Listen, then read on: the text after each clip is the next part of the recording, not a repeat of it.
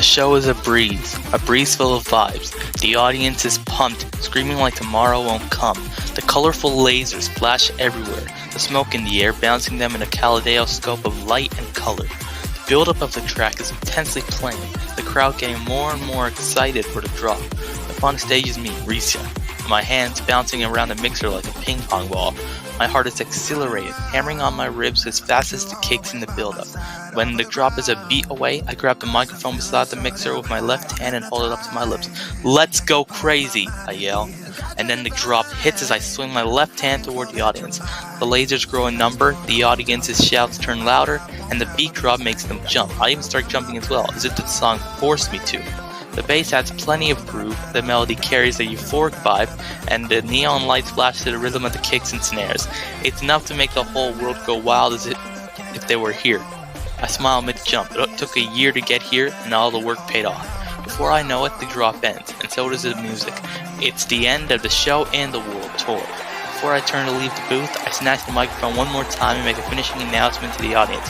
"Thank you all for coming tonight," I shout enthusiastically. "It means the world. Tonight's performance is also the end of the Grounding Years World Tour. Again, thank you all. Risya, signing out." I salute and place the mic next to the mixer again. The crowd rhythmically shouts my name with each step I take toward the flight of stairs behind me. "Risya, Risya, Risya." I grin as if they could see me. When I take the first step down the stairs, I see someone a step ahead, grinning at me like I just won a trophy. It's RedGalaxy, my manager. "Great performance tonight, Risya," he comments, taking my arm as I step down with him. "Thanks, RedGalaxy," I reply, sweeping out my black cap and waving it at me like a fan. I didn't realize until now that my face is drenched in sweat. The flight back home will leave in 2 hours. We're heading to the airport right away. "Got it, man," I smile. Nothing beats heading home after a long tour.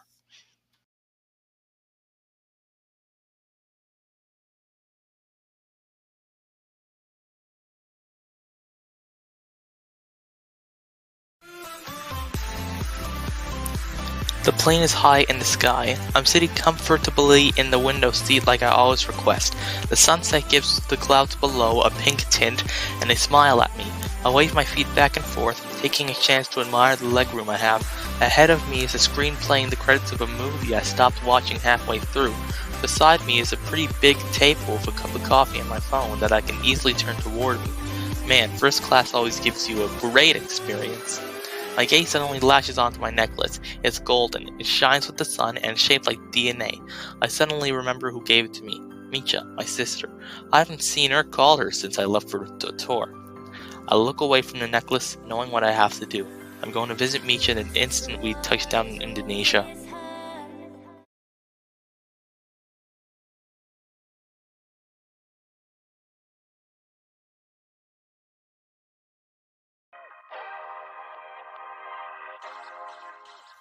I approach the door of Micha's house and give the door a loud rap. It's a habit of mine to knock loudly.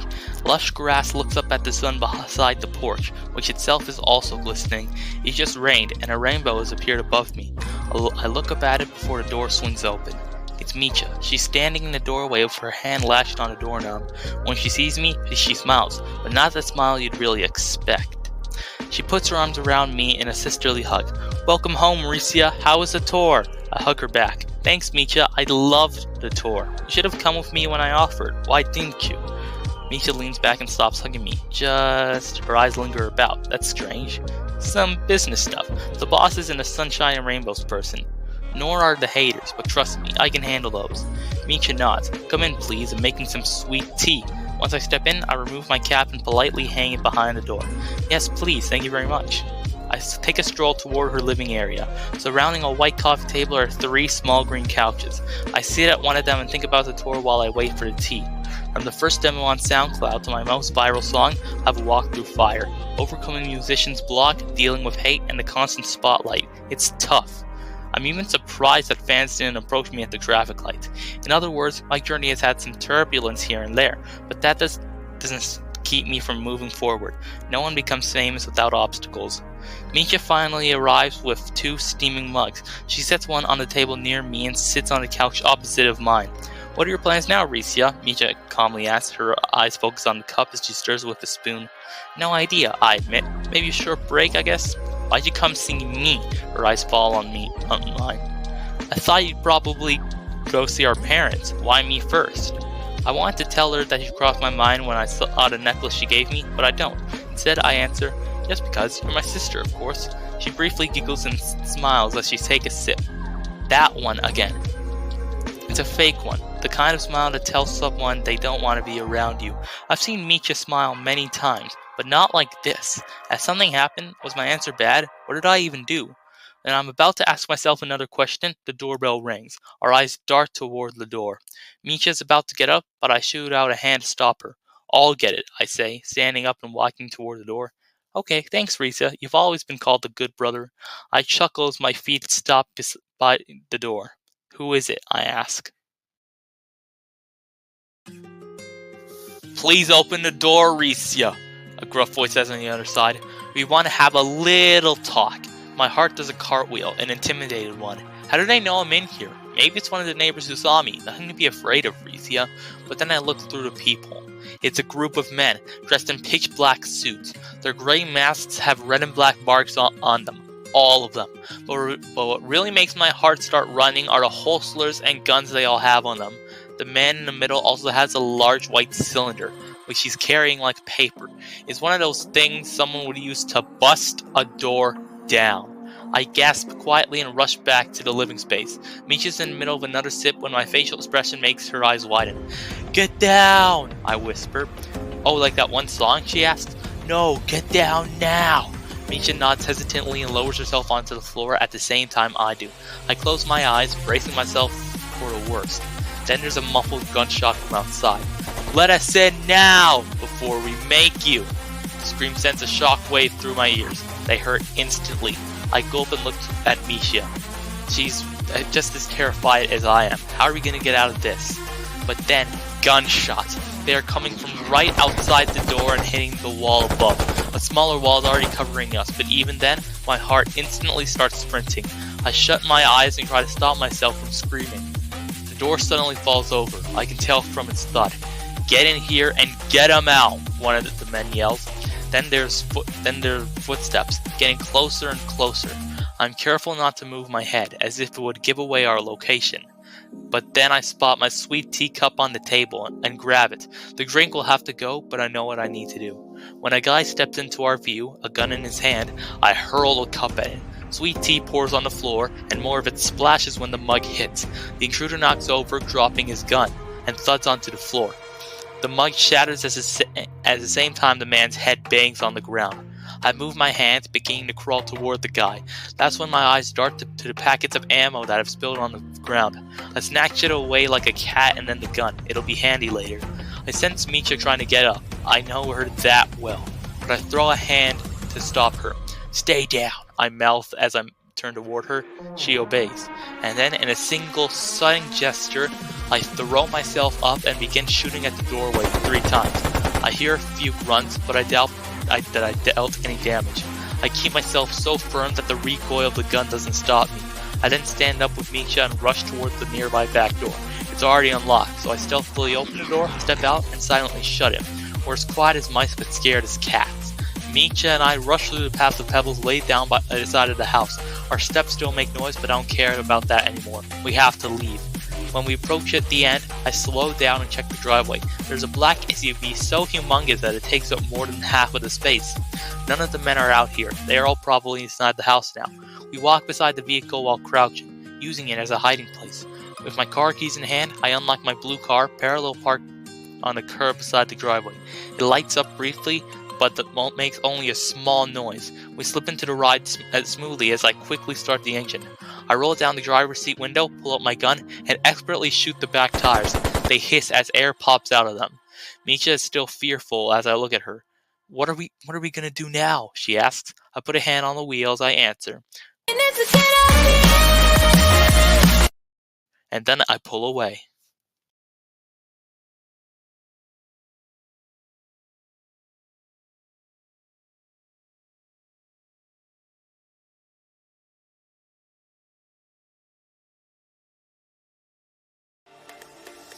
I've never seen a city like this before. Usually it's full of citizens on the streets, happy as can be. Right now it's like a ghost town. Risya and I are crouched by the door of a tiny house, watching the sunset in the distance. One look at this house would tell you it's abandoned, just like every other house on the street. The inside reeks so bad that I don't even want to spend a second in there. Maybe keeping the door open will get the smell away. The events of the last 2 hours are still engraved in my head. Risya drove us far away from my place and ditched the car minutes ago. We've escaped on foot to this street, where that group likely won't find us for a while. We've called the police multiple times, but they didn't pick up at all. Something is off, I can feel it. Maybe that group had something to do with it. I can't get the masks out of my head, not even the moment that Risya threw his mug at one of the intruders. I take one look at my brother and then look away. Truth is, I don't feel so connected to him anymore. He has felt like a different person ever since he blew up in the music scene. I say that because I feel distant from him even now. Before all this, he called me almost every day. Afterwards, it was once or twice every 2 weeks. He might know me well, but I don't know him well. What an irony. We'll have to head out for food tomorrow, I tell him now. It's dangerous out there, Micha, Risya responds. We'll have to go out together if we're gonna make it back alive. I'm reluctant to ask him my next question, but I do anyway. Who do you think those people are? Risya is silent for a moment, not making eye contact. He then stretches his leg outward. No clue. Do you think they were responsible for the lack of people on the streets? The question sends chills down my spine. I think so, Risya answers dialily before he stands up. I think we should be getting some sleep. We gotta get up early to search for food. Risya then steps inside the cottage and I follow him. The smell is bearable now. The inside is so small that I feel claustrophobic looking at it. A cupboard and oven are by the left wall. A small table with 2 rusty chairs is in the middle. A dusty bed is by the right wall, and a pillow and blanket are lying beside it. I don't know how anyone would live somewhere this small. Risya doesn't hesitate. He drops his gun and ammo on the table and jumps onto the bed. I can't believe he didn't ask if I wanted to sleep there. But whatever, I step toward the pillow and blanket and lie on it. As I try to fall asleep, I keep wondering who Risya was before he became popular, before he grew distant. If only that version of my brother were still here. And suddenly I drift into a half-sleep, trying not to be afraid of who was chasing us.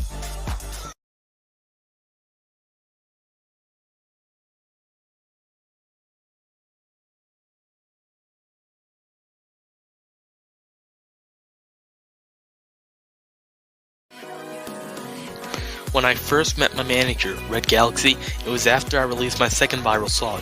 An agency had given me a call stating they would like to represent me. When I agreed, they told me I had to go to a cafe downtown where RedGalaxy would be waiting for me. I had searched in the sea of tables outside until I saw someone waving at me. It was him. I shyly greeted him, but he didn't seem to mind. The waitress took our orders and we got down to business. We talked about RedGalaxy's responsibilities as my manager, like accepting deals or scheduling shows. He had a very polite attitude throughout the conversation, one that put me at ease. From that day on, he helped me through everything in my career. I'm glad I have a manager as great as him. I wonder if he's okay, now that fear has struck the city.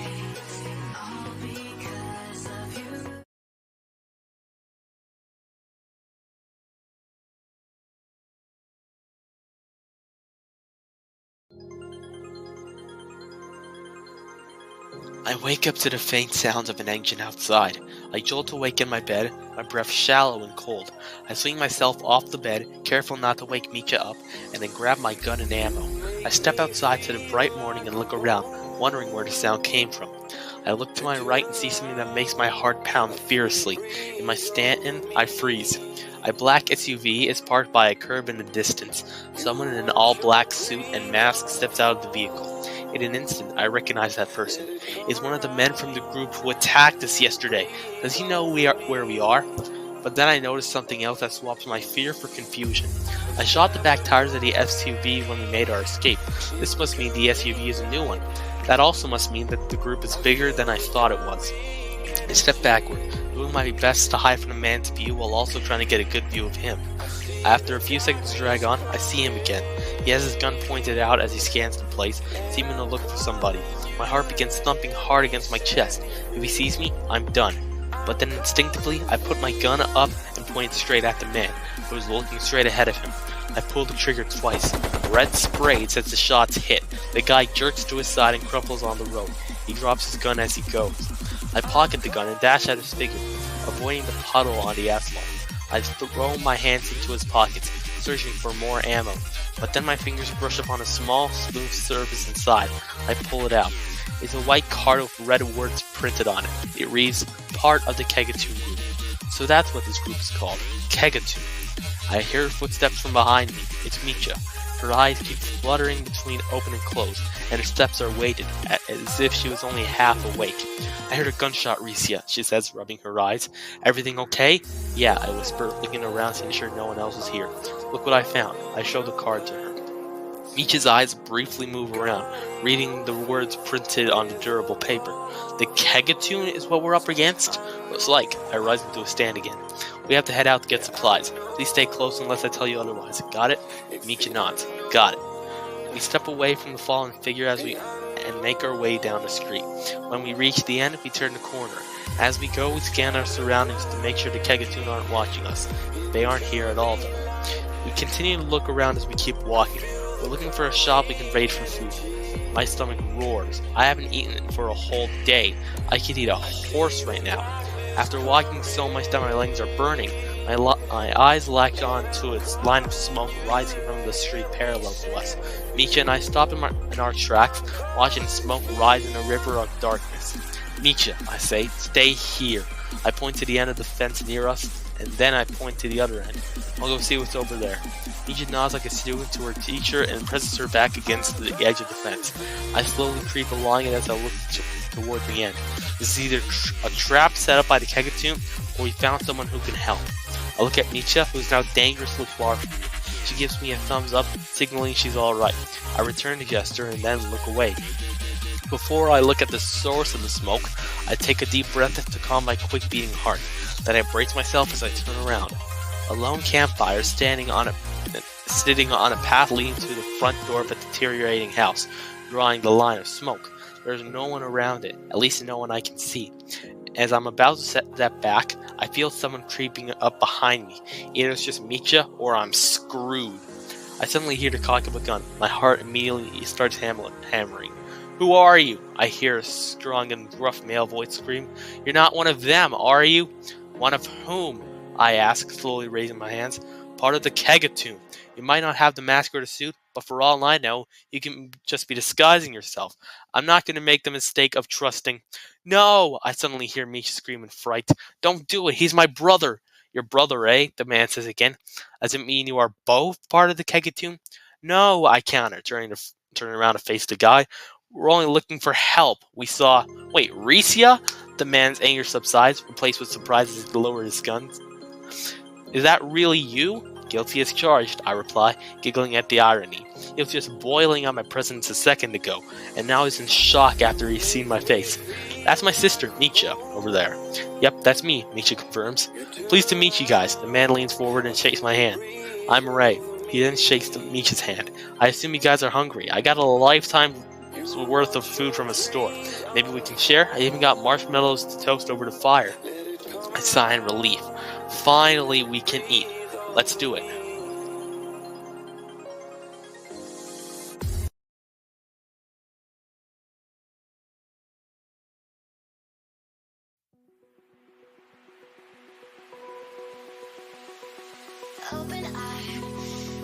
Night has now fallen. It's strange how the night before, I completely kept my guard up in case the Kegatuan arrived, but now I've almost forgotten about the group entirely. Micha is soundly sleeping on a few pieces of cloth nearby. Her breaths are cool and calm, as if the Kegatuan didn't exist at all. That's probably because of our new companion. From the moment we introduced ourselves, Ray has been nothing but a gentleman to us. He's welcomed us in, given us what we needed, and treated us like family, even if we barely know each other. I guess we all need to work together in this moment of chaos. Right now, I'm sitting next to the fire, holding a marshmallow over the bright flame. Ray's doing the same on the other side, looking into the fire as if it's telling him his future. "Thank you for all this," I tell him. "I don't know what we'd do without you." "Don't mention it, mate," he responds, biting into a soft, slightly charred marshmallow. "Thank you for not attacking me when I held you at gunpoint." I chuckle. What a funny guy. "About what you said, what did you mean about a Kegatuan member in disguise?" Ray's humor sobers. "It actually happened before. I know it only started yesterday, but when I started hiding out, the guy with ripped and streaked clothes approached me and asked for some help.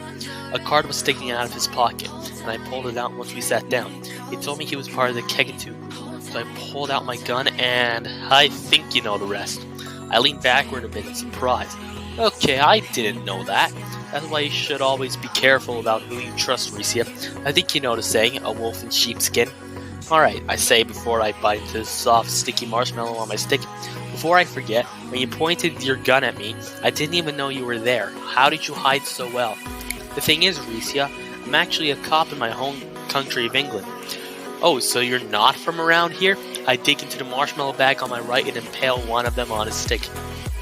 No, I'm here because I've decided to travel the world. I had the opportunity, you know. You're supposed to live life to the fullest. That's what I always tell my fans at every show. I add. Exactly, Risya, Ray replies.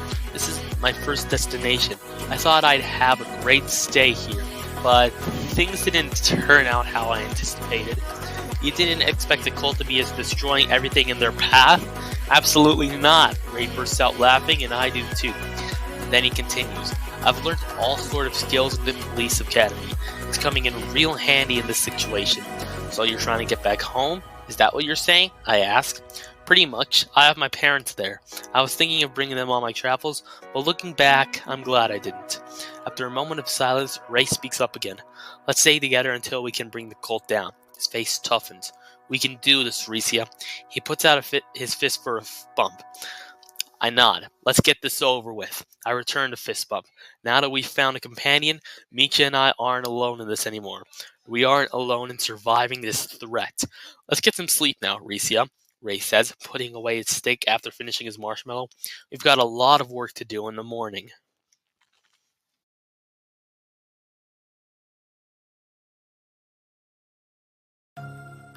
The morning sun looms ahead as I walk down an empty path with Ray and Micha, leaving our hiding place to look for food and maybe find someone else hiding from the Kegatuan.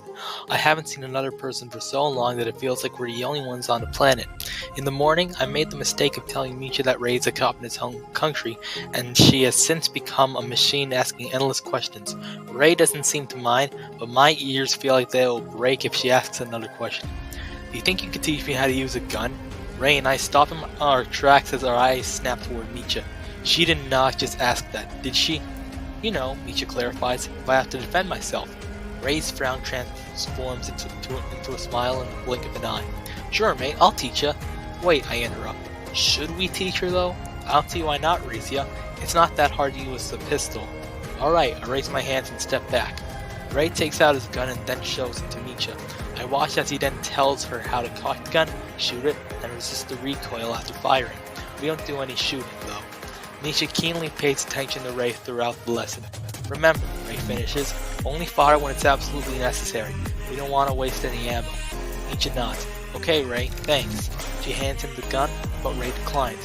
Keep it, Micha. I trust you with it. Let's hope you don't waste all your bullets on the same target, Micha, I joke. We all start chuckling, but when the laughter dies down, I catch a glimpse of Micha's face before I turn around. It's that fake smile again. By now, I'm pretty sure something is off between us, but I can't put my finger on it. The questions rush to my head again. Has something happened between us? Is Micha okay? We continue strolling down the path, staying alert for the Kegatuan. It's so quiet that the voices in my head are conversing with each other. Having been a DJ for more than a year, a time without music and sound makes me go insane. If I could turn back time to be at the Grounding Year's performance days ago, I would.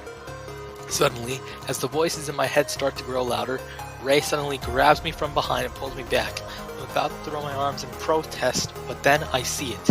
On a street parallel to us, a member of the Kegatuan, same suit and mask, walks down the sidewalk, turning his head as if looking for somebody. In his hand is a gun, ready to be fired if he sees someone. My heart starts punching against my ribcage. We can't let him see us. Guys, Micha whispers, I have a plan. Remember when Ray ambushed us thinking we were the bad guys? Yep, I answer, I remember that. Well, let's try that again. Ray, you sneak up behind that member. Risya, you make yourself known to that guy as he turns around. Ray will then grab him before he tries to attack you. We'll then see if we can get any useful information about the Kegatuan. Isn't that a bit risky? Ray asks. How'd she even think of that so quickly? Don't know, I'm a fast thinker. I just think the plan will work. Micha, I say. I think Ray is right about that. Risya, Ray. Micha plants her face in her palm and then looks at us again. There is no other way we're going to survive. I still think that this plan is impossible, but I nod anyway. If we're going to survive, we have to take the risk. Once Ray complies, Micha speaks up again. I'll step in if it's necessary. Until then, I'll stay here. She then points forward. Let's go. I immediately get up and walk over to the sidewalk the man is on. He walks ahead, looking around, with his back to me. Ray stays low as he creeps toward the guy. The plan is already working so far. Hey! I exclaim, loud enough for him to hear. The Kegatuan member turns around in a flash and then catches a glimpse of me. Before he can put his gun up, Ray wraps his arms around his neck and violently tugs him back while the man grips his arms in protest. I almost grin victoriously, but the man suddenly breaks out of the chokehold and punches Ray in the head. Ray stumbles back and nearly topples over. As I step over, my own fist charging up, the guy turns around at me and punches me in the head as well. Stars burst in my vision as I fall onto my back. I think it's the end of the story for me, because I hear a gunshot, but then I open my eyes. Ray has his arms locked around the Kegatuan member's neck again, pulling him toward the nearby house. I turn around as I stand up and see a sight that swells my heart with relief. A brave Micha is standing there, holding her gun there. She fired a warning shot to save us. I had to do it for you guys, she says. Thank you, sis, I tell her.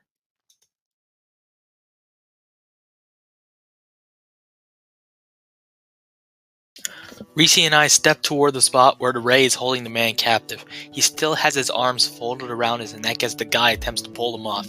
It's not abuse though. He definitely shouldn't have messed with a cop like that. Remember what we planned? I ask, though I'm sure Risya and Ray know what I mean. Then I point my gun at the man. Risya crouches down as Ray loosens his grip. Who the heck are you? He asks. I think you figured it out already, the guy answers. His voice is so strong that I blink when the words fall out. We're part of the Kegatuan, and this is our revenge. Ray tightens his grip on the man's neck, and he winces at the pressure. You practically vacuumed the city's population, and for good reason, the Kegatuan member replies. You do not want to know what our lives have been like. Risya leans forward and slaps the man in the face. You're gonna tell us why you all are doing this, or else. Or else what? Shoot me? The man scoffs. I don't think she even knows how to use a gun. He feels as if you were insane. I wouldn't be surprised if you actually were. I point the gun up and fire a warning shot at an angle. I don't flinch at all, though it may be because of my determination and fury. Can't use a gun, I say. Okay, look on the guy's face says that he underestimated me. Whatever it is you want, I'll take all that to my grave. I'm not gonna rip Kegatuan apart and spill out our secrets. Really? Ray asks before he harshly tugs the man's neck again, this time retaining the pressure. Tell us right now. The guy winces as Ray keeps pulling his neck until no air can get through. His face begins to turn red, but he doesn't speak at all. And then all the color drains from his face. Ray loosens his grip on his neck, and then the man helplessly falls beside him, not moving a single muscle. I refuse to speak. This is the first time somebody's fallen unconscious in front of my eyes. Ray gets up and is the first one to speak. Well, let's see if there's something in this house we can use to get around. Risya rises to his feet. I'll check the garage. He heads toward the door. Stand guard, you two. Raise the alarm if they come. Then he rushes into the house. While we stare out into the street with our hands brushing on our guns, Ray starts talking to me. You must be lucky to have a popular DJ as a brother. Oh, not this again. I decide to reply neutrally. Well, he keeps the dream. Good for him. I've heard his music a bunch of times. My friends are pretty crazy for him, especially my partner in the police force. Let me tell you, on duty, he blasts your brother's music so loud in the police car that my ears rupture. Is that so? I can't help but giggle a bit. I myself have heard the stories of Risya's music being playing to death everywhere. It was like he's the virus. Was a virus. Hey Micha, Ray suddenly says. You haven't been making eye contact with me. Is everything okay? I don't know how I just realized this. I haven't been looking at Ray since he mentioned my brother's popularity. Look what I found, guys, I hear Risya say behind us. We turn around and see him carrying 3 bikes out the door. He's holding them as if they were sheets of paper, and they look brand new even, intact. I think we can easily get around with these, he infers, setting the bikes down. Been a long time since I used one of these, mate, Ray comments, picking up the bike with the green frame and massive wheels.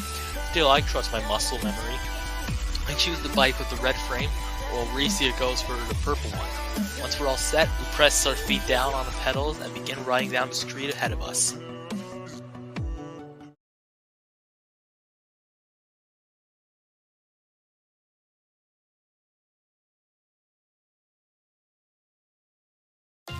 We step out of a store with our hands fully loaded. We've just cleaned out the entire shop's worth of food. In our bags are plenty of snacks like chips, dried fruit, and fish cakes. I turn around to look at the shop for the last time. Half of the shelves have been cleared off, with one aisle completely empty. That is how much we took. I'm about to hang my bags on the handles of my bike when I see something on the road not far from us. My eyes widen and my heart starts pounding. "Get down, guys," I loudly whisper. Micha and I immediately obey, partially hiding behind their bikes. I keep my eyes locked on the black SUV afar. A Kegatuan member is currently standing outside it, looking around for a second before sliding the passenger door open and hopping inside. I say we follow them, Micha suggests, see what they're up to. My eyes widen again as her words fall out. "Micha, what?" I respond. "Isn't that asking for a death wish?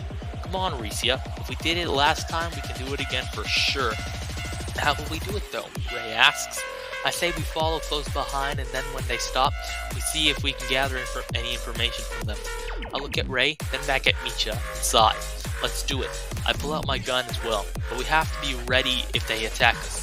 We all get on our bikes and wait for the SUV to pull forward. After a while of stillness, it starts to move, the faint sound of its engine filling the air. We slowly begin to pedal, heading in its direction. My hand briefly rests on my gun. If this doesn't go as planned, I must be ready. A few minutes pass. We're in a different part of town. High-rise buildings loom ahead of us, and a few unlit signs of shops can be seen across from them. But this is just as devoid of people as the neighborhoods we hid in. The SUV suddenly stops by a few high-rises. We stop and hide by the corner of the street, getting off and leaving our bikes on the ground. With my gun in hand, ready to blaze, I lean forward a bit to get a view of the Kegatuan members from the SUV. They all open their doors and step out, wandering into an alley together. "So," I say to Micha, "you want me to go get close to them and listen in on their conversation?" "Yeah," she finishes. "I'll stay on guard with Ray. You go listen to them." I nod, and then walk along the wall of the building until I almost reach the alley. I don't want to make myself known to them. The voices immediately start hitting my ears. "Gotta love that we saw nobody while on patrol," one guy says. "They act like it's good they left this place a ghost town." The thought makes my blood boil. Another man laughs. "Remember when we set 3 houses ablaze with a single gas leak? That was absolutely crazy." "Exactly, dude," the first guy says. "We run this city now. What if someone is able to escape? The boss doesn't put anyone at the borders of the city. Trust me, nobody will try. Nobody." A rush of hope hits my chest. We can still escape the city and find safety. But that's only if it's possible to escape. I don't know if. I push the thoughts away from my head and continue listening. "Hold on, man. How are we going to get to Risya and his sister?" the third guy asks. "She has a name. It's Micha," another responds. "And there was a third one as well. How are we going to catch them, though? I heard one of our men was killed trying to look for them." "Sammy, that dude? The one we dropped off in an abandoned neighborhood?" That man sighs. "If I knew what would happen to him, then I would have asked to go instead of him." "Wait," another guy says. "If we're going to find them, then the place where he got shot is likely where they will be. What if they have moved? Search around that place, dummy. Once we find them, they will be toast." "We won't be toast if I take a look at my gun. I could shoot them right now and there would be less people to deal with. But then I realize it's not best to do it here in case another member hears me. So I put my hand down and return to the conversation." "We gotta report to the boss soon, eh?" the first man asked. "What are we gonna tell him?" "Stick to the point. We have to focus on finding Risya and Micha and whoever they're with tomorrow." I've heard enough of this. I turn away and move toward Micha and Ray again. When I'm close enough, I pick up my bike and so do the others. "What did you hear?" Micha asks. "There's a lot I have to say, sis," I tell her. "But we gotta leave before I can say something, alright?" "Okay," Micha replies, smiling. Wait a second. All of Micha's previous smiles seemed fake and artificial. But this time, it's nothing like how she smiled back at her place or when she learned how to use a gun. This time, it seems genuine. What did I do so right that time? Was it something else? I'm so lost in the fog that the questions surround me in that I don't realize my companions are waiting for me. I shrug, hop on my bike, and start pedaling back the way we came.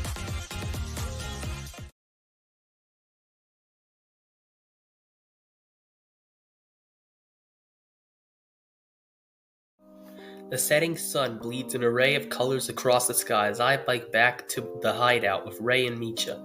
As we turn the corner, all of our belongings come into my view. There's all our food next to the garage, sheets of stained cloth for makeshift beds lying next to the driveway, and bundles of firewood beside them. We drop our bikes near the decaying house and sit on the driveway. I've gotten used to the rough field concrete since we have none of the usual furniture anymore. Ray and Micha sit on one side of the driveway, while I sit opposite them. I already know what they're going to say. "What did you hear from them?" Micha asked, hands sticking together as if they were glue. I take a deep breath as I recall what I heard from them. I tell them about the Kegatuan's plan to catch us, and how there is still a possibility to escape the city. Their eyes widen as I keep speaking. "We're still able to get out of here?" Micha exclaims. "There's only a chance, Micha," I answer. "They're going to keep us on our toes until they find us. We just have to evade them for as long as possible before finding an escape." "Hold on though," Ray says, throwing his brawny arm to point at me. "You just said that they will begin a mass search for us? Like the whole gang?" I almost don't know how to answer. I heard nothing about that from the cult when I listened to them. "Maybe," I reply, thinking it's the best answer I can give. Ray and Micha seem to tense up as I reply. I don't tell them, but I'm also shaking inside. The thought of the Kegatuan sneaking up to us when they are the last thing on our minds, it's too much to handle. But I won't have to think about that if we act ahead of time. That thought sends me a rush of bravery. "Guys," I tell them, standing up, "we're going to have to seek comforts elsewhere. We have to take action before they find us." "Let's do it," Micha exclaims, her eyebrows scrunched up with confidence. With that, we begin to pack up everything at our site in a few dusty white bags we collected earlier. Pack our food, weapons, and other necessary items. The bags now have the weight of a brick, and the site is so clean that it's like nobody was ever there. I hang my bag on my bike handle, and so do the others. We're now ready to move out and find a new hiding place. "Ready?" I ask my companions, my foot on one of the pedals. "Born ready," Ray replies. I smile. Then, under the kaleidoscope of colors from the evening sun, we speed away, keeping our focus forward. We're not even 1 block away before I suddenly spot something in the corner of my eye. The sight shakes my heart and pumps my blood furiously. It's the black SUV again! It's speeding toward us from the road beside us. One member has his head and arm peeking out of the window, a gun sitting in his hand, ready to fire. We may have put our weapons in a bag, but luckily I kept my gun right in my pocket. I zip it into my hand and point it. "Get back, guys," I yell. Then I pull the trigger twice as the SUV gets closer. One of the bullets zaps through the man's mask. I didn't even know they were penetrable. The previous guy I shot was in the side of the head. He immediately drops his gun as a nasty dark puddle splats on the gravel road. He hangs lifelessly on the window as the vehicle moves. The other bullet, which I shot at an angle, bursts a tire. The SUV turns out of control with an array of sounds filling the air, but brakes to a halt just a dozen feet away from us. We seize the opportunity as we get off our bikes and scurry toward the nearest fence. We let ourselves breathe in the few seconds we're given. "How the heck did you do that, Risya?" Micha asks, sounding shocked and confused in the same sentence. "I've known you since forever, but I've never seen you do anything like what you just did." I open my mouth, and my tongue trips on the words. How did I even do that? I myself don't even have the answer. But then the answer suddenly slaps me in the face. I did it for them. I didn't want to see my companions perish. I realize I won't have time when I hear 3 gunshots close to us. I return to my senses. We have a threat to neutralize. I pull out my gun and lean to the right to get a view of the Kegatuan. 2 of the members are shooting loads of bullets toward us while edging closer to the fence. I cock my gun again and duck, pulling the trigger 3 times at the opponents. 2 bullets strike the closest member to us, while the last one hits the guy standing outside the SUV's door. Both go down with a spray of red, and the SUV now has a crimson stain. When I think we have time to move, another member peeps out from the top of the vehicle. In his hand is a massive rifle ready to blaze. I get Risya and they downwardly lean back towards the fence. The sound of bullets shooting and ricocheting off the wood spill into the air. Just from the sound, I can tell that the bullets are eating away at the fence shielding us. We might even get shot before I have time to react. I open my eyes after finishing my thought and see Ray doing something daredevil. He snatches my gun and, before I can shout a word, climbs to the roof. While balancing himself, he aims his weapon forward and snaps the trigger. I no longer hear the bullets from the rifle. That's enough for me to infer what Ray did. Ray gingerly hops back down and walks around the partially severed wood. He begins stepping toward the SUV in silence. Before I go follow him, I turn to Micha. who's sitting quietly with her back resting on the fence. Please wait here, we'll be back in a sec. She nods, and that's when I stand again. As I catch up to Ray, I take in the surroundings. Several lifeless bodies lay in red pools on the ground, and I have to navigate between them to avoid getting my shoes messy. And I then catch up to Ray as he begins looking in the SUV. It's mostly empty, aside from the ember hanging out the window. As we're about to search the other side, a man suddenly leaps from the back, pointing a revolver at us. At first, I think he's going to put a bullet in us immediately, but he doesn't. I know what this means. I shake my head as I raise my hands over my head, motioning for Ray to do it too. He drops his gun as he complies. The boss will be satisfied as a kid with a bag of candy when he finds out what I've got, the member says with a heavy accent. So you got us all, huh? I don't answer. I don't think I need to. The Kegatuan member motions for us to follow him, and we do. We nervously step forward and we reach the other side of the SUV. The man doesn't turn from us. The head of the revolver just keeps staring at us. You think we're doing all this for nothing, yeah? The member asks. Nope, I answer honestly, thinking back to when we cashed in another Kegatuan member before suffocating him. Okay, the guy slides the SUV door open. Before I get you two inside, why do you think we're doing this? For some stupid reason, that's for sure, Ray replies aggressively. The guy cocks the revolver with a click and shoves it toward Ray. Say that again. Ray stays silent. That's exactly what I thought. Puts the revolver back to its original position. You might think we might be crazy people, but we're doing this for revenge. We cannot take it anymore. Revenge doesn't justify what the heck you guys have done, I shout. Well, how about this? There are supposed to be 3 of you. Where's the third? Suddenly, from behind the SUV, Micha appears. She's sneaking behind the Kegatuan member with slow, light steps, with her back bent downward. I want to smile at her appearance, but I don't want to give her presence away. The guy gets infuriated again. Another moment of silence and all. Micha interrupts the man by hitting him in the back of the head with a gun. He falls forward with a thud on the road like a flimsy sign. He doesn't move after that. This is yours, right, Risya? Micha asks, tossing me the gun. I catch it perfectly in my right hand. Sure is. Thanks for the rescue, Micha. Of course, she smiles. The second of Micha's genuine smiles I've seen during this time. I couldn't let you two down. I'm not a wimp. You never were, Micha. I pat her shoulder as I walk past her and away from the unconscious Kegatuan member. The other two follow close behind.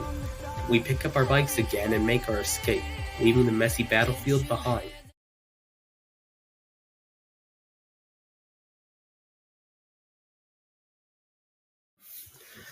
12 minutes fly by. My legs start getting sore. I don't want to stop, but seeing as we're in a place distant enough, I think we're in the clear.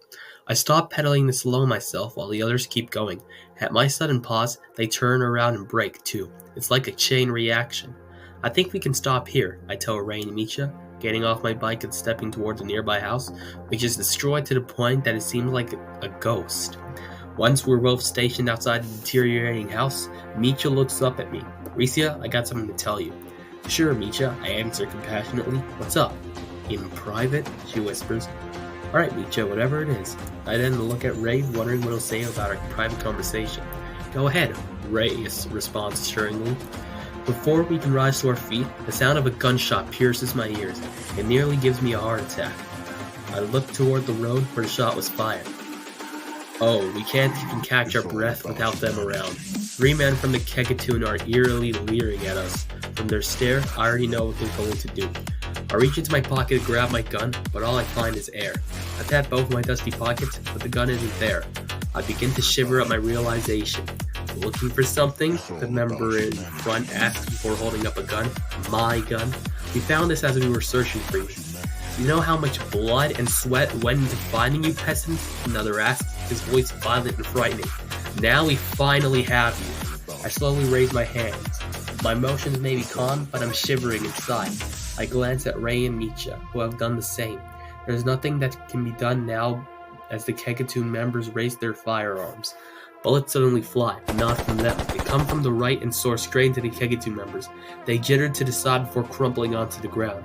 One tries to raise his gun and fire back, but another bullet strikes him, leaving him motionless on the ground next to his comrades. I look to the right after those rapid seconds pass. I almost can't believe my eyes as I take in who rescued us. RedGalaxy. How? I hadn't seen him ever since the Kegatuan first ambushed us at Micha's house. I was certain they spotted him. Am I looking at a ghost instead? You don't know how long I've been looking for you, RedGalaxy informs us. After my suspicions of him being a ghost subside from my mind, I'm certain that I'm actually looking at my manager. You survived? I yell, my heart beating in a whirlwind. How? Wait, Ray says suspiciously. Who are you? He stands on his feet. Name's RedGalaxy, he responds. Ray's presence making him timorous. I'm Reese's manager. You can ask him yourself. Ray darts his eyes at me, and I nod to affirm what RedGalaxy said. Basically, RedGalaxy informs, when I got home after dropping off Risya, the Kegatuan appeared at my door, trying to shoot me. I was able to neutralize a few of the members and obtain their weapons before escaping. I spent the past few days trying to locate you guys, and I finally have. You were looking for us? Micha asked. Of course, Micha. I know Risya very well. He wouldn't back down without a fight, and he certainly would protect you from any threat.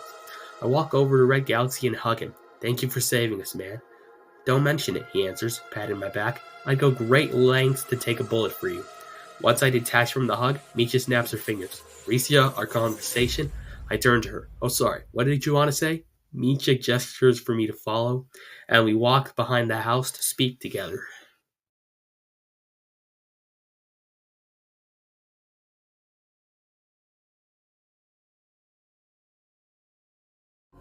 We're behind the house now. Ray and RedGalaxy are on the other side, and I presume they're waiting for Micha and me to have our conversation. I look right at my sister, who's gazing right at me. What did you want to say? I ask. Risya, she answers, followed by a long pause as she looks at the floor. There's something I have to admit. Go ahead, I'll listen to what you're saying, I tell her compassionately. I felt distant from you ever since you became popular. I find my heart in my throat. What?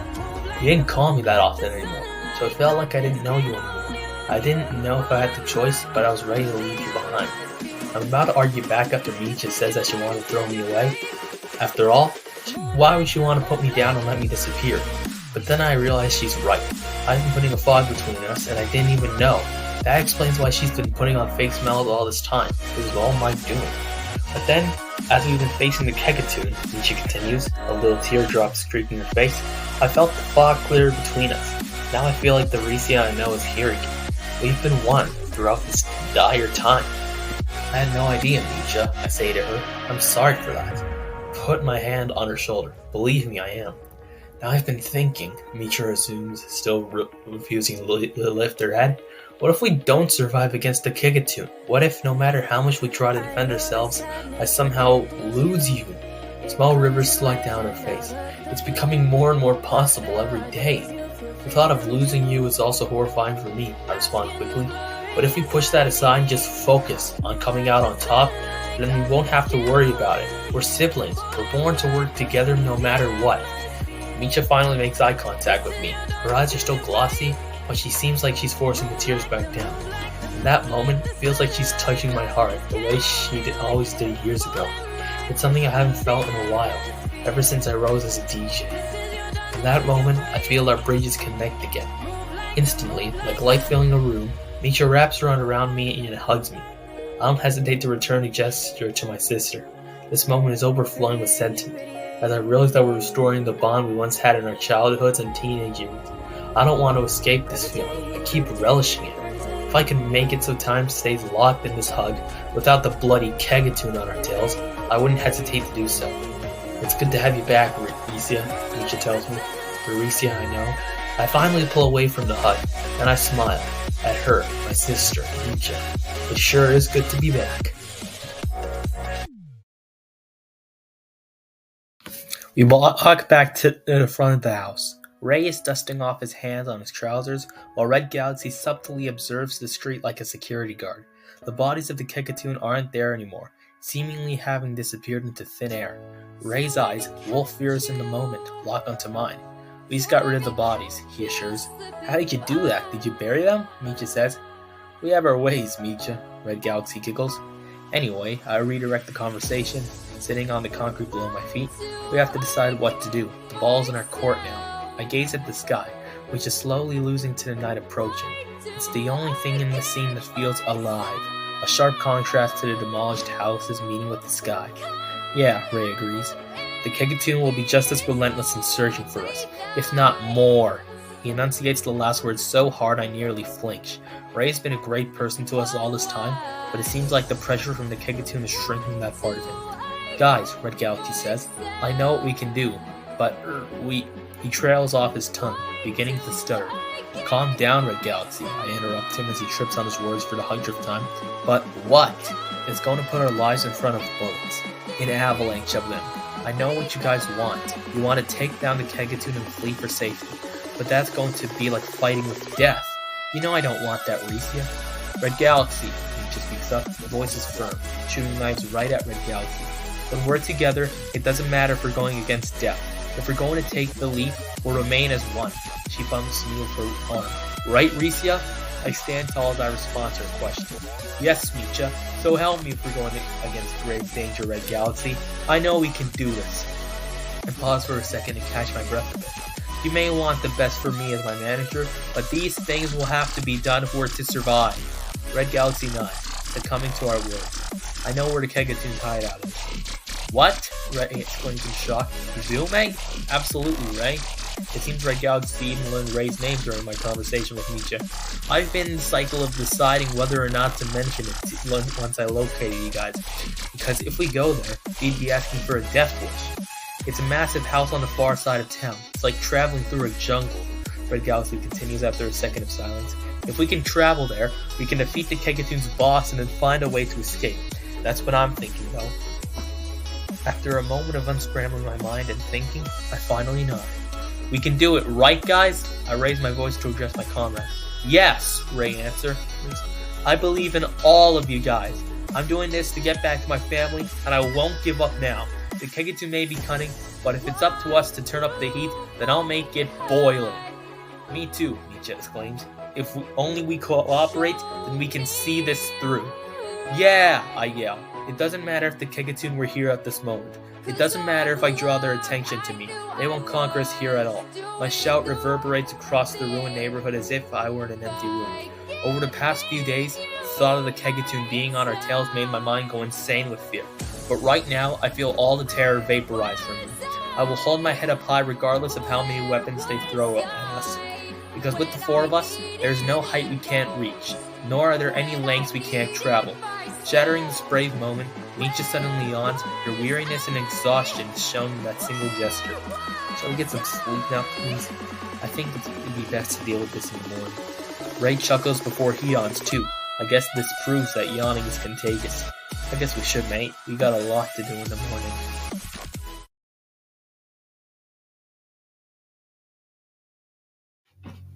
We had to go through a jungle to get to where we are now. RedGalaxy wasn't lying when he said it would take a long while to reach this place.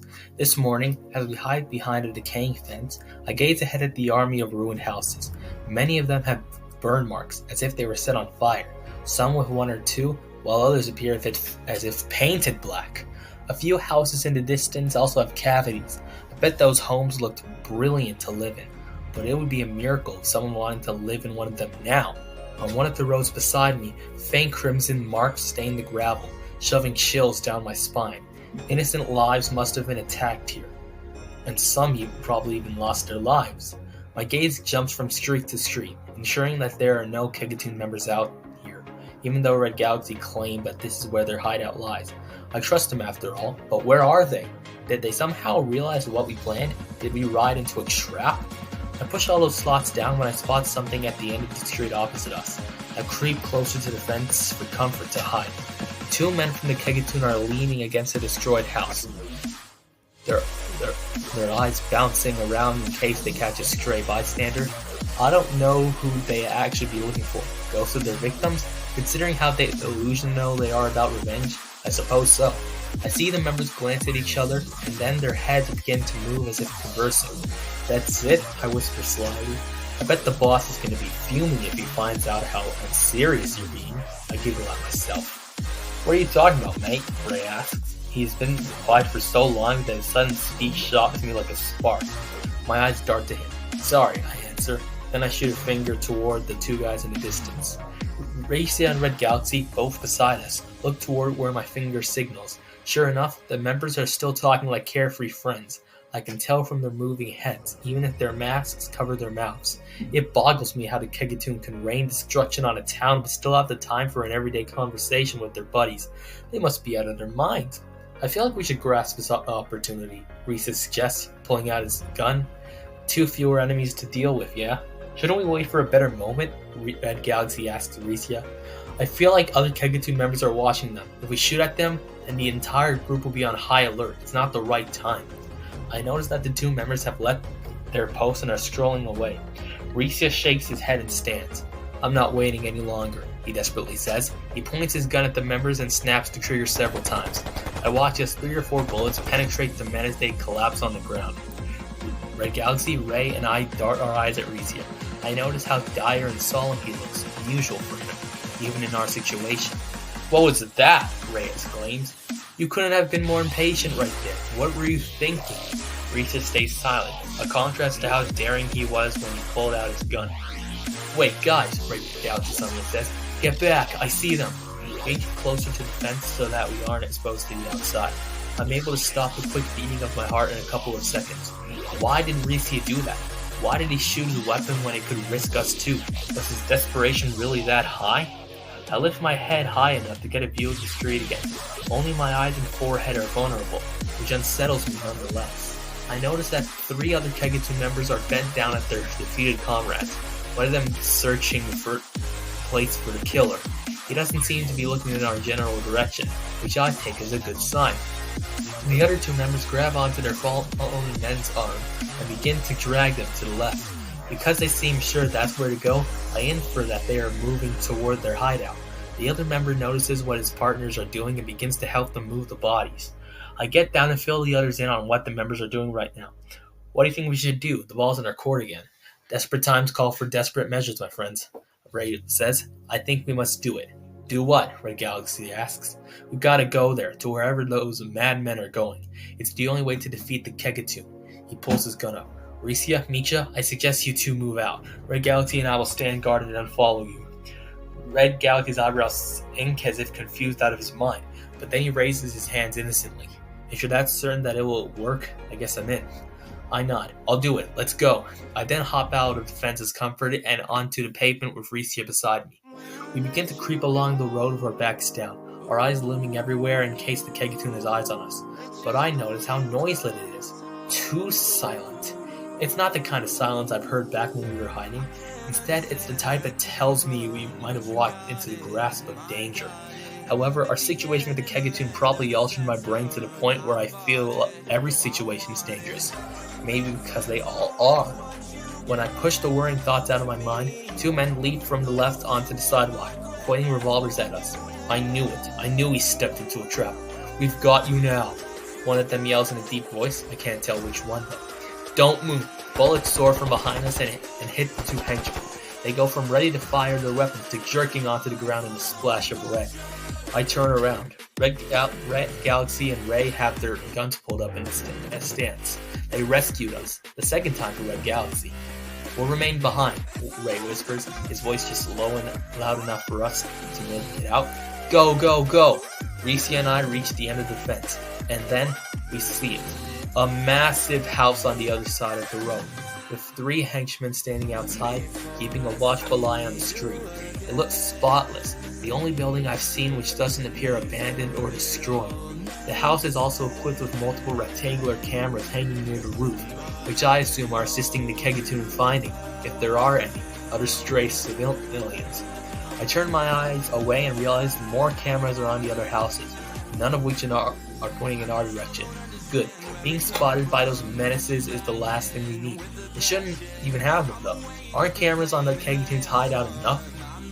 I give in to my impatience and point my gun at one of the cameras on the home closest to us. With a snap of the trigger, a bullet soars and kills it, sparks falling to the ground. The guards standing watch immediately turn to look at the wrecked camera. It's now looking at the floor, crying out sparks. The faint panics of the men hit my ears.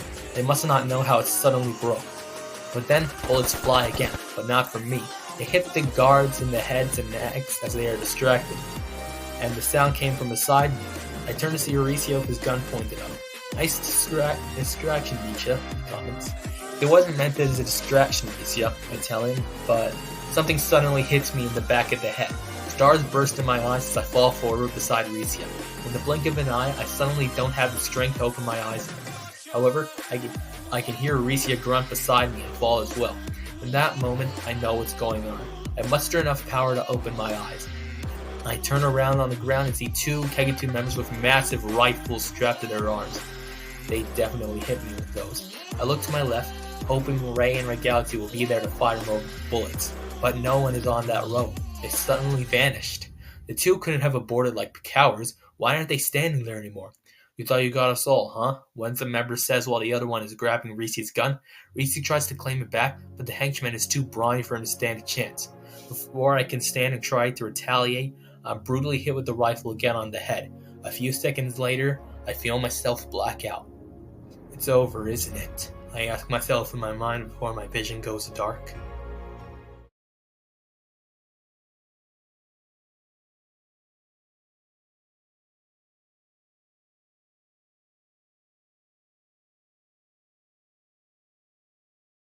RedGalaxy and I are loading our weapons behind a demolished fence. My fingers clumsily work while I shove the ammo into my gun. We need to make our finite supply count to defeat the Kegatuan. As RedGalaxy is loading his gun, a large force of pain suddenly strikes my head like a knife without warning. It nearly blinds me and throws me off balance. "Ray, are you alright?" he shouts out as I collapse onto the ground, moving quickly to my side. I grunt, the pain flaring in my head like a wildfire. Oh my gosh. I feel RedGalaxy throw his hands around my head. What does it feel like? It feels like my brain was set on fire, I shout back, almost struggling to speak. After a moment, RedGalaxy tells me he must be under a load of stress. What? I ask, confusion temporarily extinguishing the pain. Don't try to hide it, Ray, he resumes. You're stressed about those lethal menaces, I can tell. You're also afraid that you won't see your family again, that you won't be able to protect Risya and Micha. All that leads to why you're in pain. What can I say, Risya? I am afraid of all that. I'm doing my best to stand tall, but my fear is eating me up inside.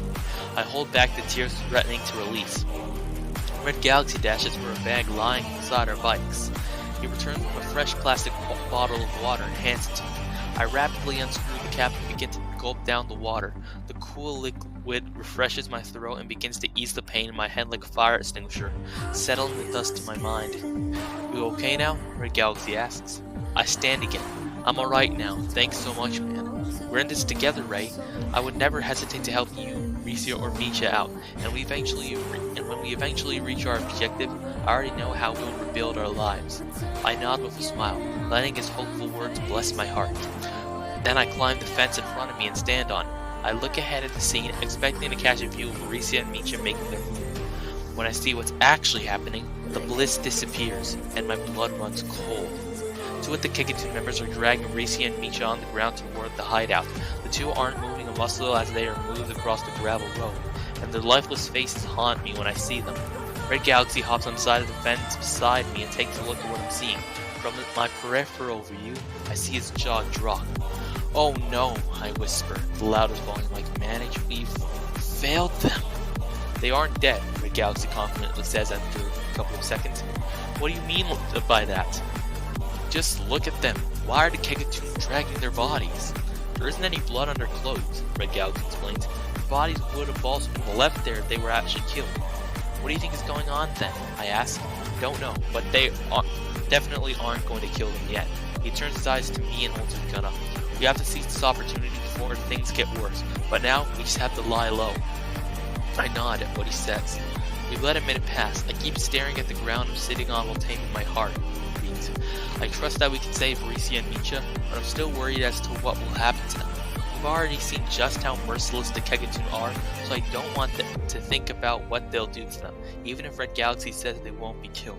If I end up reaching my family at the cost of those two, I would live in pain for the rest of my life. RedGalaxy taps my shoulder and cocks his gun in front of me.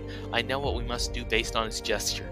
We stand and sprint along the long fence toward the end of the street. I keep surveying the place, ensuring that no Kegatuan members are present as we speed forward like horses. When the Kegatuan members come into our sight outside the hideout, I pull my firearm up and fire precisely, each shot hitting the members easily. Meanwhile, RedGalaxy shoots the cameras lined up on the roof, each bursting into a flash of sparks. Two other members dash up to me from my left. I notice them through my peripheral view. When they get close enough, I turn and fire without hesitation, hitting one of them. The other tries to throw his fist into my face, but I block it with my free, brawny arm and follow it up with 2 pistol whips in the face. My wrath is running free right now, but I don't care. They destroyed my friends' town, so it's only right I rain destruction on them too.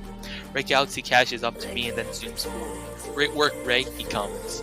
"I learned some things in the police force," I respond, following him as we zip down the side of the house and into the yard. "Why are we going down here?" I ask.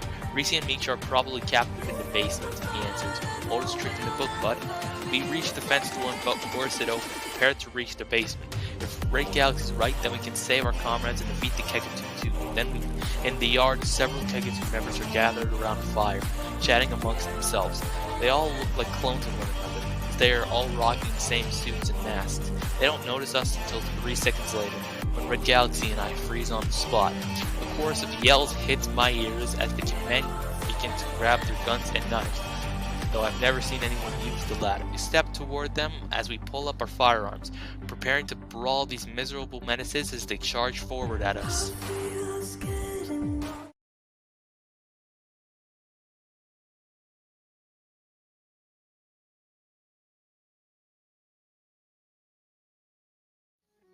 The splash of cold water on my face jolts me awake. My heart almost stops at how unprepared I was. I'm forced to open my eyes despite how exhausted I am. I must be sedated because thick fog crowds my mind, and my limbs refuse to move despite my urging them to. It takes me a while to make out my surroundings, but when I eventually do, I'm petrified. I'm in a large square room with a single fluorescent light on the ceiling. My wrists and ankles are tied together with tight black zip ties. The freezing water that awakened me drips off my chin and wets my shirt. Kegatuan members are abundant in the room, all with their eyes on me. It's like a mirage in the desert seeing all of them right here, right now. The last thing I remember is how Micha and I were knocked out on the streets. That must be why I'm in this position right now. Micha. She must be here right now, is she? That's when I feel another pair of hands in my zip tie. I infer that they are Micha's since she was beside me when struck unconscious. "Oh God," I muttered to myself. It may be quiet, but the fear and panic are evident in my voice. "Oh gosh indeed," a deep voice repeats. It's coming from somewhere in the room. No, outside this room. Suddenly, the door swings open and slams against the wall. Another Kegatuan member steps in, and his eyes immediately dart to mine. He looks a little taller than the rest, and all the others have their eyes locked on him. Those factors draw a single conclusion. I'm looking right at the boss of the Kegatuan, just 8 or 9 feet apart from me. I could just stand and fight him with all the adrenaline building up inside me. But I'm still pulled down by my vines, and I'm sedated. Even if I could get up, all the other men in the room would come at me. "You know, Risya and Micha," the boss says, "you astonish me. Everyone we've seen in the city has lost their lives on our hands, but you've never backed down, nor have you ever lost. Not this time, though." His tone is smug, like he believes he has truly won. I stay silent, but Micha, brave Micha, speaks up. "How do you justify the wreckage you've rained on us all?" I hit Micha's finger through the zip ties, trying to remind her not to open her mouth. I expect guns to be pulled on us, but the leader just scoffs. "How do you justify killing 20-something of my men, Micha?" Micha's got the memo because neither of us answer. I just watch as the boss stares at our silent figures. Through his mask, I can feel him reach his boiling point inside. I brace myself for what he does next. "Not answering doesn't make you look any stronger." As expected, his voice is a little louder. "Answer me right now. Why would you fill my henchmen with bullets?" "I don't know," I respond, keeping my cool. "Maybe it's because you issued them to kill us?" My response cools the boss after his brief fit. "Maybe I should tell you why we've destroyed the city, and why nobody is coming to help you. You know, how would you like it if you woke up every day knowing that not a single soul would care for your existence?" His question is compelling. I don't know what it's like to not have anyone care about me. but it must be horrible. I force myself to continue listening. How would you like it if no matter who you pass by or who you talk to, negativity and dread will always respond to you? He pauses for a second, seemingly wanting me to reply. When I don't, he resumes as if nothing happened. Well, we've been through that so many times that we lost count. He bangs his fist on the wall as if drunk and angry. I'd tell you all of our stories, but that would take all day and night, so I'll just tell you mine. The boss finally crouches to face me. It's the only thing he's done in this moment that doesn't make him appear smug. You know, you have a profession that anybody would envy, being a music maker and DJ. You want us to have a massive income from it. Too bad I never had a job that made even a third of what you make. What does that have to do with my brother being a DJ? Micha aggressively asks. Well, you know, I applied for maybe even hundreds of good jobs across the city. I thought I had an excellent resume. As I studied harder than I could take and climbed to the top, or so I thought. Because in reality, I never got accepted to any of them, even though nothing on my resume was wrong. I ended up having to work for minimum wage. I don't even know why the higher-ups didn't accept me. Maybe I didn't look the part, or for some forsaken reason. How would you feel if, even if you gave it everything you got, you never reach your desired level? That's impossible though, isn't it? I answer. Of course not, another of the men replies. I share a similar story too. It can't be a coincidence, can it? Shush! The leader puts a finger out to his minion, and then he turns back to me. Whenever I came home to my horrid and disgusting apartment, it wasn't any better. The neighbors would treat me like an outcast. They'd sometimes write hurtful notes on my door, and some would even knock just to throw their garbage into my home. I mean it. His words shocked me. My heart skips a few beats as well. I always knew there were some not good people in town, but never this bad. I'm surprised the leader's even here right now, talking to me. It's like I'm speaking with a ghost. Suddenly, the boss puts his hand up to his mask and removes it. It's the first time I've seen anyone from the Kegatuan do something like that. I'm shocked by what I see next. The leader's face is young and stained by several scars. Many of them appear aged, as if he had had them for months. His eyes look bloodshot, his lips are cracked, and his cheeks are painted with marks. This is what they did to me, he yells, his voice burning like a giant flame. Let them walk away and continue to mistreat me or several others? Maybe not, because everyone in this town was the same ruthless idiot. I stay silent, not because of how menacing the boss is, but his story of people treating him poorly every day has scrambled my brain. I sure would want revenge if anybody drowned me in misery every day, but before I can finish my thought, the boss continues speaking, placing his mask on his face again. Before I knew it, I met several other people who went through the same thing. We each had fury boiling inside us, ready to burst any minute. And burst we did. We gathered one day and decided enough was enough. It was time to enact the revenge for the mistreatment we had endured. With the little money some of us had, we split to purchase these suits, masks, our guns, explosives, everything. Some of us even stole those items if required. We did everything we could and put our plan into action. We went on a spree of killing everybody in this city and lighting all the buildings on fire, commencing our mission by putting bullets in the neighbors who bullied me all the time. You gotta say though, it seems like we're the only ones here now. Don't you love that? The leader giggles for a moment, even though the joke is filled with depravity rather than risibility. Have you ever considered that some of us are better people than that? Micha powerfully retorts. I don't remember the last time I ever threw trash into someone's place or said a mean remark to them. Neither does Risya, because we aren't mean people like you say others are. Shut up, Micha, the leader shouts. You all are just the same. You can't hide the truth. The leader gestures to 2 or 4 guards in the room. Take them into the closet, and remember, no food or water for 2 days. He then creepily turns his head to gaze down at us. It'd be fun to see them suffer. They're going to torture us? At this point, I think getting shot would be the better option. Not so fast! I hear a voice exclaim outside the room. It's so familiar that I recognize it instantly. Ray. The door suddenly bursts open and breaks off its hinges, thudding once it hits the ground. As I expected, Ray is there, a gun sitting in his hands. RedGalaxy appears behind him, and he wastes no time coming up to the leader and taking him by surprise. He pistol whips the boss in the face so hard that his grunt sounds brutal to hear. The next second, he's out cold on the smooth, flat floor. Ray nods at RedGalaxy and then holds his gun. a larger one at that, perhaps minigun, at all the Kegatuan members in the room. "Get your bloody hands off those two!" he screams. The scream is so deafening that I wish my hands were free so I could shield my ears. Nearly every hand in the room is raised. No one tries to point a gun at them. I guess they might not have them in the moment. RedGalaxy seizes the opportunity and steps toward us, and then cuts off the zip ties on our limbs with a knife caked in dried blood. "I got this from one of those members," he whispers to me. One of the members grabs RedGalaxy as he tries to get up, but then he kicks one of the knees and throws a brutal punch into his mask. He soars backward, hitting another member in the process, and falls to the floor unconscious.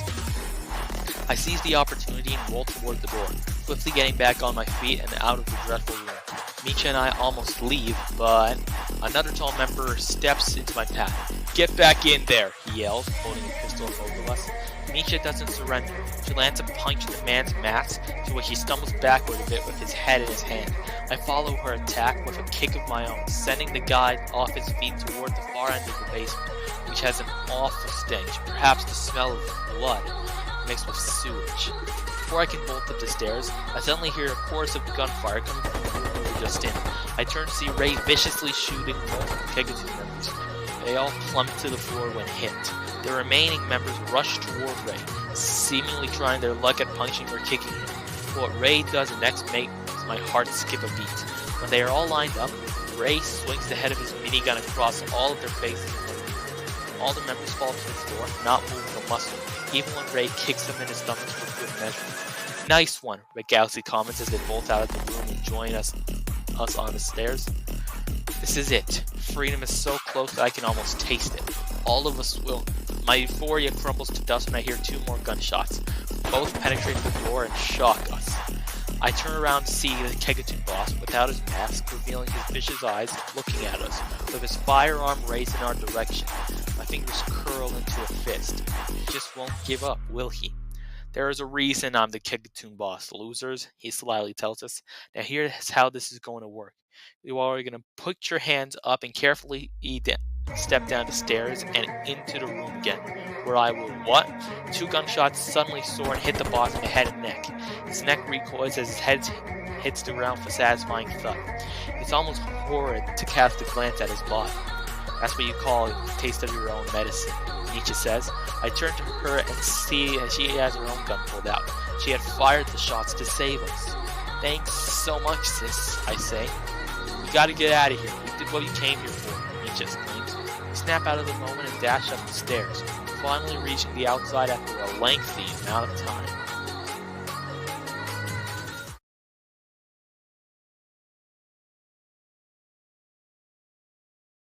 I open the door and see multiple Kegatuan bodies lying lifelessly on the grass, partially painted red. Must have been a fight with RedGalaxy. A campfire is also at the scene, the vibrant orange flame continuing to reach up into the sky. My companions continue to run, but I stop at the sight of a Kegatuan member's card lying near my feet. It compels me for some reason, and I don't stop staring. "Risya!" RedGalaxy exclaims. "What are you doing?" At his words, I bend down to grab the card and then look at the fire. I think we have some time. After a few seconds, RedGalaxy sighs. "Whatever it is, make it quick." I stand and dart toward the flame. I take one final look at the card. It still says what I predicted it to read. Part of the Kegatuan. I grin for a moment, knowing that we just demolished the cult and kept ourselves safe from their grasp. And now I can finally breathe. I drop the card into the fire. The flame immediately consumes the material, accompanied by a faint crackle. It drops on the coal, and the edges immediately turn black. There's something so satisfying about the burn marks eating up the words on the card and seeing them turn to ash. Maybe because we have completed our objective and moved on to the next, to escape to another town. I'm pulled out of my daze and turn around, seeing my comrades stare at the fire as I did. "We gotta leave now," I ordered them. We all begin to dash back to our path as if being chased. I don't know who or what would be pursuing us right now, but I know what we're chasing. Towards freedom once again. When we are back out front, the team stops and surveys the scene. The Kegatuan bodies lie in a few places, but I try to ignore them. What we're searching for is an SUV from the Kegatuans used as our getaway vehicle. If we could get our hands on one of them, then we can hotwire it and escape. "Stop right there!" Oh, not again. As if on coup, We all put our guns up in the direction of the voice. A lone Kegatuan member, with his mask above his head, is here with his own pistol, seemingly oblivious to what we just did to his group, as his gesture makes him look like the others are after us too. When he sees all our weapons, he throws his hands up and hurls his firearm away. No, the others would kill you. The others would kill us? I just want to laugh at the irony, but I eventually hold it in. Bring us to one of your SUVs now, I yell. Absolutely not. You know how much we spent to get those bad boys? I'll see it. Ray steps forward and puts the gun to the man's head. Do it right now or get blasted. The man's cowardice reaches high levels with his open mouth and eyes. Okay, follow me, but without the stupid gun. Ray scoffs. With the gun or get blasted. Fine. The guy begins to walk despite the gun pointed at his head. He leads us on the sidewalk into the opposite end of the street, past several demolished houses. I begin to think about them as my feet carry me forward. I wonder if the ghosts of the Kegatuan's victims are out there, knowing that we brought them justice from our bare hands and minds. That's when I silently send the thought out to the spirits, if there are any. I avenged you. At the end of the road, the man points to a lone vehicle parked by a blackened fence. That's what you guys want, right? Not just that, RedGalaxy replies. Keys too, please. The guy whimpers, but digs into his pocket for a slim-shaped figure of copper, and then hands it to RedGalaxy while still being held at gunpoint. There you go. Now can I just leave? Not until you tell us this, Micha answers, stepping forward. Do you know what we did to your boss and your companions? Her grin is meant to tell him everything, I suppose. Remember's eyes widen so much that I think they will fall out. He gulps and then fearfully sprints away from us like a bully when a school principal comes. Murderers! He screams. I don't know who he is screaming for. Mass murderers! We all start to giggle at his cowardice. The laughter I get is too much for me to think of bringing him his fate. He's more scared than Luigi when he sees a ghost, Ray jokes. We keep chuckling for a while, grateful for the moment to bask in our friendship now that we've gotten rid of the threat. It's hard to believe that with our teamwork, we have finally reached the height we aimed for. And now there is only one thing left to do. You know how to drive, Risya? Ray asks. I grasp the keys from RedGalaxy. I sure do. We all get in our seats in the SUV. I take the driver's seat, Micha takes the passenger seat, and Ray and RedGalaxy sit in the back. The driver panel appears significantly different from the cars I'm used to, but I find my way around all the confusing controls. Then I push the gas and begin to leave the street, not looking back at the Kegatuan's hideout for even a millisecond.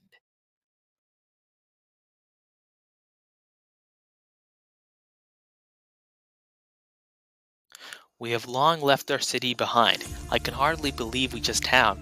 The scene outside comprises sandy beige plains and a road laid for miles. The air is filled with the faint breathing of all of us, along with Risya's melodic humming. I guess a producer always has music by their side. Our vehicle is the only one on the path, but that doesn't set me off like it did when we were the only ones in the city when the Kegatuan first attacked. Minutes ago, we already created a plan for when we reach another city. Our IDs have been carried with us, so when we reach the gate, we will have no problem checking in. I will replay all the steps we will take in my head, but I decided to put them down for a while and enjoy the scenery. So much for wanting to have a break for a while after the tour, Risya comments. I giggle. Yeah, I didn't think you expected to be ambushed by those freaks, but good thing we brought them down. I sure am glad, Micha. We went on one heck of a journey there, didn't we? And I finally feel like you're my brother again. Misha casts one glance at me with a smile. I don't think this incident will ever leave our minds, will it?